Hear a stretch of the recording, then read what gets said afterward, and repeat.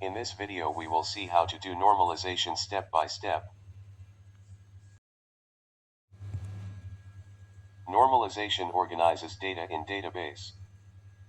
To eliminate anomalies by dividing the tables. What is anomaly? They are issues that occurs due to poor databases. There are three types of anomalies. That are, insertion anomaly, update anomaly, deletion anomaly. Insertion anomaly occurs when it is impossible to add new data without unnecessary information.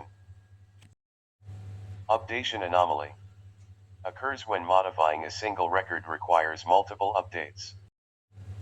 Deletion anomaly occurs when deleting a piece of data also removes other useful data. Why do normalization? First, to avoid storing same data in multiple places. Second, to ensure all data is accurate and reliable. Third, to prevent inconsistency. How normalization is done.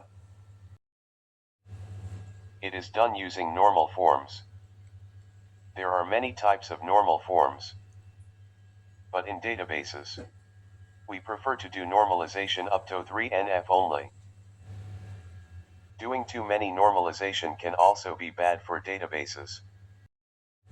Now let's start with 1NF. To bring the table in 1NF, firstly we remove repeating groups. We make sure each box only have one value. Then we remove duplicate columns. In last we identify primary key. For 2NF, table must be in 1NF. Then if the primary key is composite, we will identify attributes that depends only on part of the key. Hence look for partial dependency. In last we will divide the table so that all attributes depend upon primary key only. For 3NF, table must be in 2NF. Then we will identify attributes that does not depend upon primary key.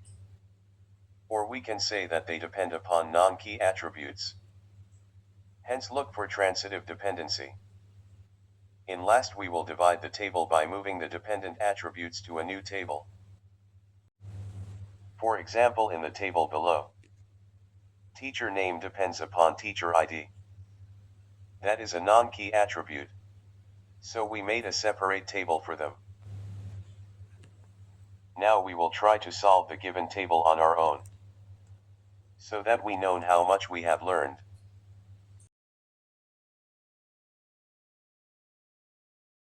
The given table is not in 1NF because it contains multi-valued attributes in columns.